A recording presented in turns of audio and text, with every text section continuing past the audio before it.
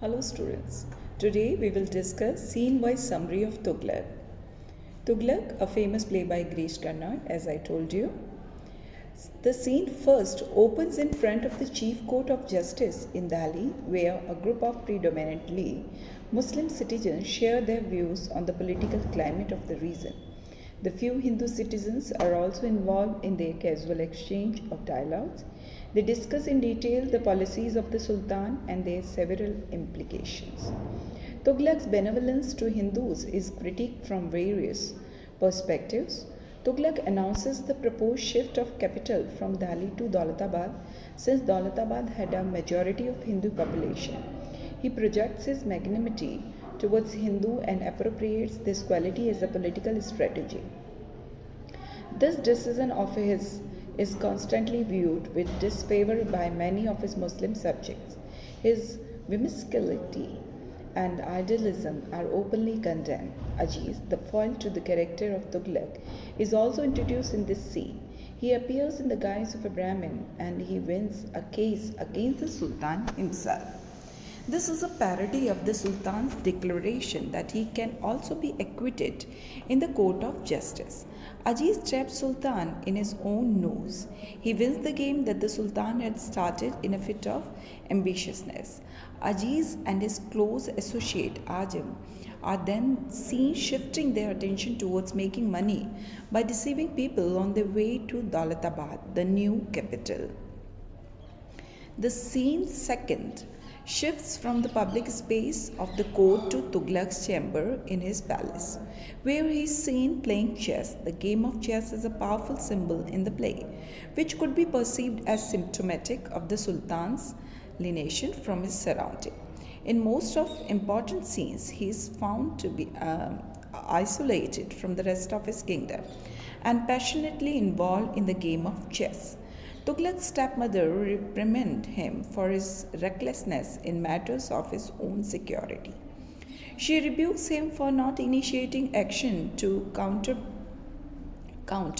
Ain Mulk's anticipated attack on Tughlaq's kingdom.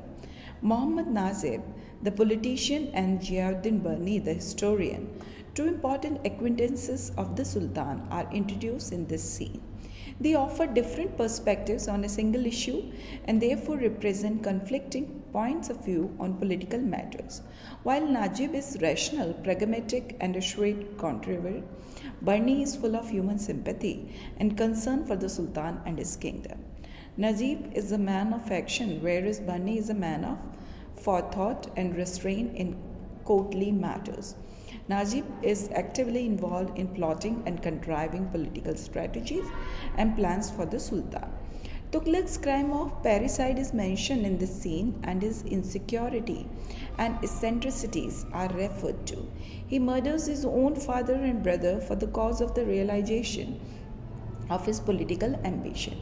The stepmother anxieties over the whimsical nature of Tughlaq are addressed to Barni, and in whom she confides. She advises Barni to keep Tughlaq away from some of his advisors who might mislead him.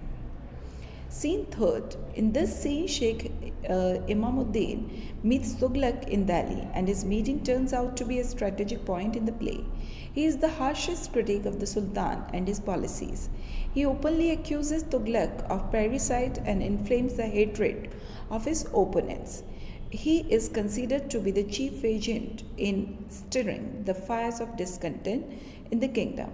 Both Sheikh and Tughlaq wait in front of a mosque for an anticipated audience. Tughlaq supposedly arranged this meeting so that Sheikh, his harshest critic, could meet his subjects and address them in a gathering. The Sheikh is disappointed as not a single listener turns up at a proposed hour of the meeting. He blames Tughlaq for having craftily managed to keep away citizens from his address. What appears to be Tughlaq's openness and magnanimity is in fact cunningly contrived political move.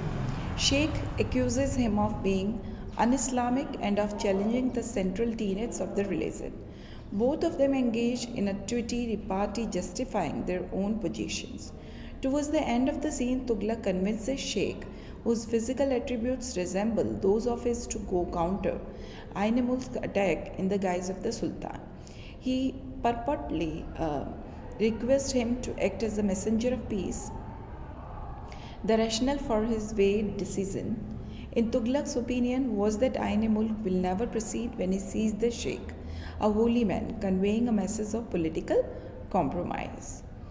Scene 4. The stepmother shares her anxieties about Tughlaq with Shahabuddin, another courtier. The sudden and unexpected death of Sheikh Imamuddin is announced in this scene. Imamuddin's death is testimony to the success of the Sultan's plans. The Sultan cunningly plots Sheikh's death in the battlefield in a bid to counter Ain Mulk and is easily and effortlessly absolved of his guilt. This murder by Tughlaq acquaints the readers with the darker side of his character. His soaring ambition compels him to curb all dissension, and this is a step in that direction.